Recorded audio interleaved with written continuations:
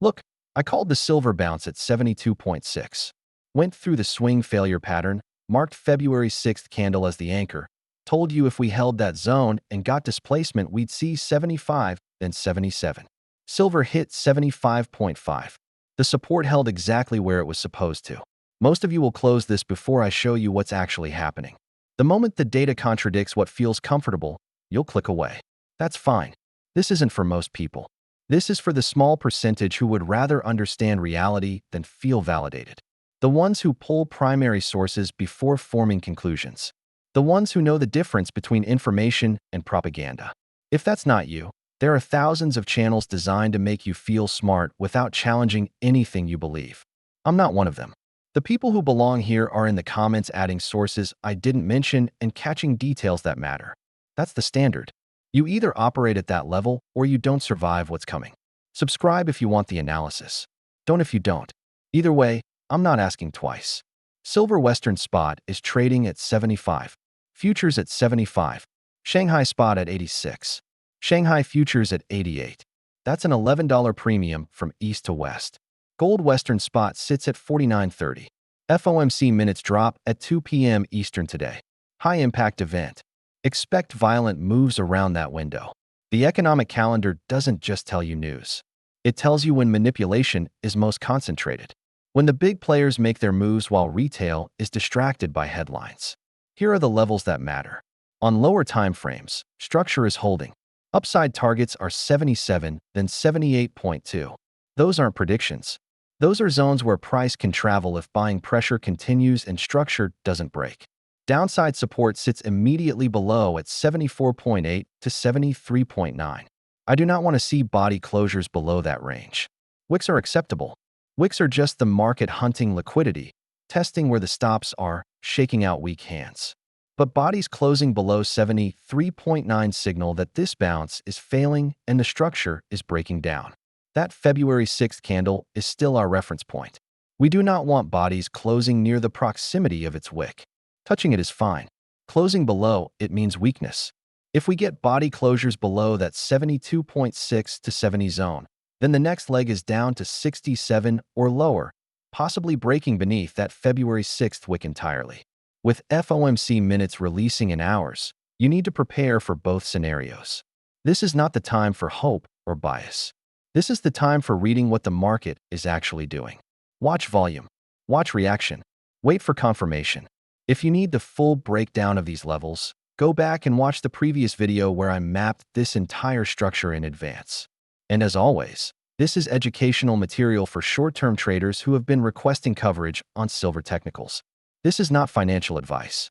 Now here's what broke overnight that changes the entire framework.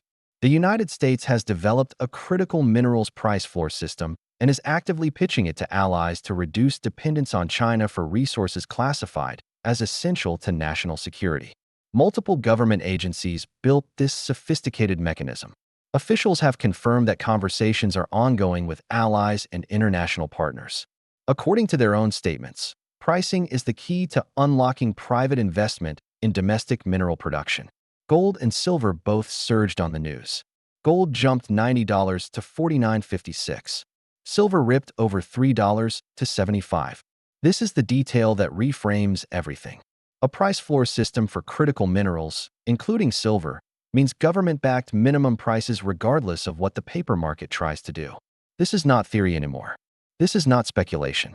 This is active policy being negotiated with allied nations as we speak.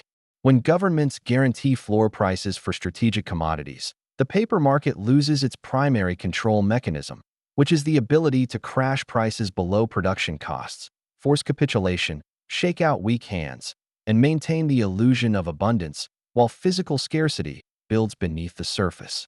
Ray Dalio warned that escalating trade tensions and growing fiscal deficits could undermine confidence in U.S. debt, potentially pushing investors toward hard assets such as gold, which he now describes as an essential hedge, not optional diversification.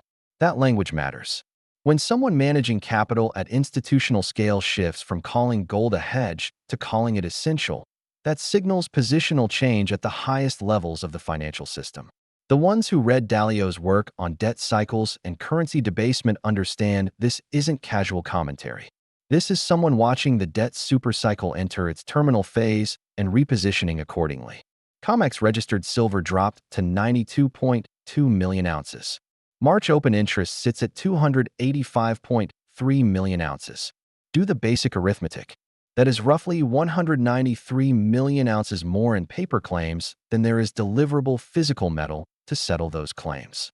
Last Friday alone, almost 5 million ounces were pulled from Comex vaults, with 800,000 ounces shifted from registered, which is available for delivery, to eligible, which is not.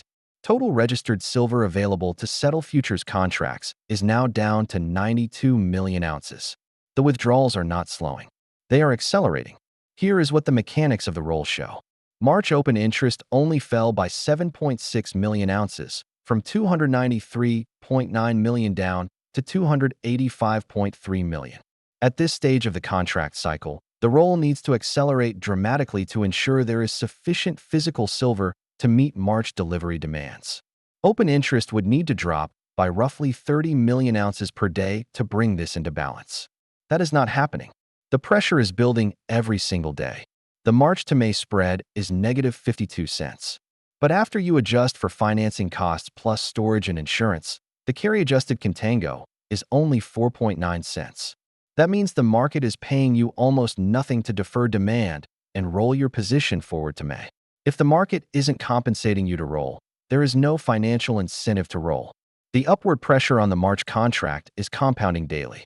Now layer all of this together, and everything is screaming the same message. Silver price needs to move significantly higher to bring this market back into equilibrium. There are 8 days remaining until March settlement begins. The data is publicly available. CME publishes it every single day. The ones who verify sources independently have already pulled these numbers and arrived at the same conclusion without being told what to think. Hecla Mining just released their full-year results. Revenue exceeded $1.4 billion, up 53% from the prior year. Net income reached $321.2 million, a 9-fold increase year over year. Silver production totaled 17 million ounces at the high end of their guidance range. The company generated strong operating cash flows, reduced total debt by 50% down to $276 million, and brought net debt down to just $34 million. Every single operation they run was free cash flow positive. This is what happens when silver prices begin to reflect actual supply and demand fundamentals rather than suppression through paper market manipulation. Mining companies that were barely surviving at artificially depressed prices suddenly report record profitability when price moves toward reality. Jim Rickards wrote extensively in Currency Wars about how commodities become weaponized during periods of geopolitical realignment. Nations begin securing supply chains not for profit maximization, but for strategic independence. What we are witnessing with the U.S. critical minerals price floor fits exactly into that framework. This is not free market capitalism. This is financial warfare where strategic resources receive government-backed price guarantees because the alternative is dependence on adversarial powers. The ones who read that book when it was published over a decade ago recognized this phase was inevitable once U.S.-China decoupling accelerated beyond the point of reversibility. The Trump administration has moved closer to launching a major war with Iran. According to breaking reports from multiple officials, this would not be a limited strike. This would be a large-scale, weeks-long military campaign if it is launched. Peace talks are continuing, but significant gaps remain unresolved. Washington is rapidly building military presence across the Middle East with aircraft carriers, warships, fighter jets, and weapons deployments. Some insiders are saying military action could begin within weeks if diplomacy collapses entirely. 20% of global oil supply flows through the Strait of Hormuz. A weeks-long conflict in that region does not just move oil prices. It disrupts global manufacturing supply chains that depend on Middle Eastern energy, which directly impacts industrial silver demand that is already in its 6th consecutive year of structural deficit. The supply squeeze is real. The geopolitical instability is real. The two are colliding at the worst possible time for anyone short physical silver. Mining stocks versus global equities are sitting at a 6-decade low. From 1900 to 1965, mining stocks averaged 8% of total global equity market capitalization. During the peak period from 1955 to 1965, they reached nearly 10%.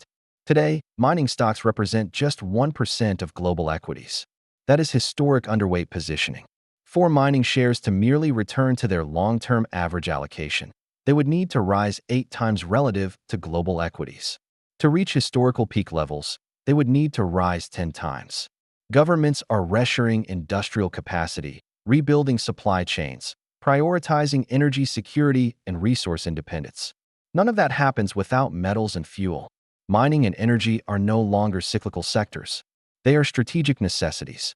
Capital allocation is shifting from maximizing profit margins to guaranteeing supply regardless of cost. Charles Mackay wrote Extraordinary Popular Delusions and the Madness of Crowds, documenting how markets swing violently between extreme undervaluation and extreme overvaluation as crowd psychology shifts from fear to greed and back to fear. Mining stocks at 1% of global equities while governments are implementing price floors for critical minerals represents the fear extreme. Maximum pessimism at precisely the moment when structural fundamentals are shifting toward a multi-year bull market. The majority always positions incorrectly because they respond to price movement rather than understanding the structural forces reshaping the market beneath the surface. Gold miners versus the S&P 500 are about to break out of a decade-long consolidation range, according to multiple technical analysts tracking this ratio. In 2011, gold miners relative to the S&P were 3 times higher than current levels. But this gold cycle is structurally different from previous cycles. Central banks are net buyers of gold for the first time in decades. Trust in U.S. institutions and confidence in the dollar are at record lows according to international surveys. Analysts are expecting this gold bull market to mirror the 1970s when miners massively outperformed the broader market as inflation and currency debasement drove capital into hard assets and the companies that extract them from the ground. The setup is identical. The positioning is opposite. That is the opportunity. Here is the bearish case because it matters. FOMC minutes at 2 p.m. could trigger volatility that breaks technical support and invalidates the bullish structure. Iran war rhetoric could de-escalate through diplomatic channels, removing the geopolitical risk premium from commodities. The critical minerals price floor is still in the discussion and negotiation phase with allies. It is not implemented policy yet. March open interest could accelerate its role in the final week as it has during past contract cycles when pressure built late. Comex registered silver at 92 million ounces is still technically sufficient to meet demand if the historical average of 5% actual delivery holds true. Mining stocks' historic underweight positioning could persist indefinitely if institutional capital continues flowing into technology and artificial intelligence rather than rotating into commodities. These are real risks. Anyone ignoring them is trading based on hope rather than probability. This is financial warfare education, not investment advice. The complete data picture shows the United States implementing a strategic price floor for critical minerals with direct government backing. Comex registered silver is down to 92.2 million ounces, while open interest of 285 million ounces still has not rolled, with just days remaining before settlement begins. The roll pace is only 7.6 million ounces when it needs to be 30 million daily to avoid a squeeze. Carry-adjusted contango is only 4.9 cents, meaning there is no financial incentive to defer delivery. Hecla Mining reported net income up 9 times, demonstrating what happens when prices reflect physical reality instead of paper manipulation. Mining stocks sit at 1% of global equities versus an 8% historical average, representing the most extreme underweight positioning in 60 years. Gold miners are breaking out of a decade-long range. Iran conflict risk is building with the possibility of a weeks-long war that disrupts 20% of global oil supply. Ray Dalio is pointing institutional capital toward hard assets as an essential hedge, not optional diversification. Silver price held the 72.6 to 70 support zone exactly as mapped, then moved to 75.5 precisely as forecasted. Here is what actually matters right now, and it is not the noise dominating headlines or the emotional reactions spreading across social media. Technical levels are playing out as anticipated, providing disciplined traders with a structured framework to navigate volatility rather than react impulsively to every breaking story. Support zones are being respected, resistance levels are triggering predictable reactions, and liquidity continues to move in identifiable patterns. When you understand this structure, you stop trading fear and start trading probabilities. The market is not random chaos. It is a mechanism driven by positioning, liquidity, and incentives. Beneath the surface, however, the larger story is unfolding. The supply-demand imbalance at Comex is not resolving, it is intensifying. Registered inventories remain tight relative to open interest, and delivery dynamics continue to highlight the growing divergence between paper contracts and physical metal. This is not speculation. It is arithmetic. When leverage expands in derivatives markets while physical supply growth stagnates, fragility increases. The appearance of abundance can persist for years, but it is often an illusion created by financial engineering rather than real-world production growth. Eventually, physical constraints assert themselves. Simultaneously, the United States government is shifting strategic commodity policy. Critical minerals are no longer treated as ordinary industrial inputs. They are increasingly framed as national security priorities. Silver plays a central role in that conversation due to its essential function in solar technology, electronics, defense systems, and advanced manufacturing. When governments prioritize supply chain resilience over pure cost efficiency, the pricing mechanism begins to shift. Capital allocation changes. Incentives change. Long-term valuation models adjust. This transition does not occur overnight, but once underway, it reshapes the entire landscape. Geopolitical risk compounds the situation. Regions controlling a significant portion of global oil supply are facing escalating tensions, and energy remains the backbone of the global economy. Disruptions or perceived threats to energy flows ripple across currencies, bonds, metals, and equity markets. Risk premiums expand, safe haven demand strengthens, and liquidity conditions tighten. These systems are deeply interconnected, and silver does not trade in isolation from them. Meanwhile, the mining sector remains historically underweight in institutional portfolios. Capital expenditures have lagged for years, exploration budgets have been constrained, and new discoveries are declining. Governments are demanding domestic production and supply chain security, yet regulatory complexity and permitting timelines continue to slow development. Mining projects require years of investment before production begins. Supply cannot simply be increased on demand. When structural supply limitations meet rising industrial and strategic demand, price becomes the balancing mechanism. Today's FOMC minutes at 2 p.m. represent a near-term catalyst. Market participants will analyze every nuance for guidance on interest rates, liquidity conditions, and balance sheet strategy. A more hawkish interpretation could strengthen the dollar and pressure metals in the short term, while a more dovish tone could provide upward momentum. Prepared investors consider both scenarios rather than anchoring to a preferred outcome. Risk management, not hope, defines professional positioning. The uncomfortable truth is that the informed minority recognizes something the majority overlooks. Price is information, but it is not always accurate information. When paper markets suppress prices below production costs for extended periods, distortions accumulate. Artificially depressed prices discourage new supply, mask structural shortages, and foster complacency. Suppression delays correction, it does not eliminate it. When repricing occurs, it rarely unfolds gradually. It happens forcefully, compressing years of imbalance into days of rapid adjustment. Physical reality ultimately overwhelms paper abstractions. Those positioning early are not speculating blindly. They are analyzing inventory data, production trends, geopolitical developments, and monetary signals. They are acting before consensus forms. By the time the broader market recognizes the imbalance, price has already moved. Invest with logic rather than hype. Verify claims independently. Study the data, production costs, and inventory flows. Monitor positioning and liquidity conditions.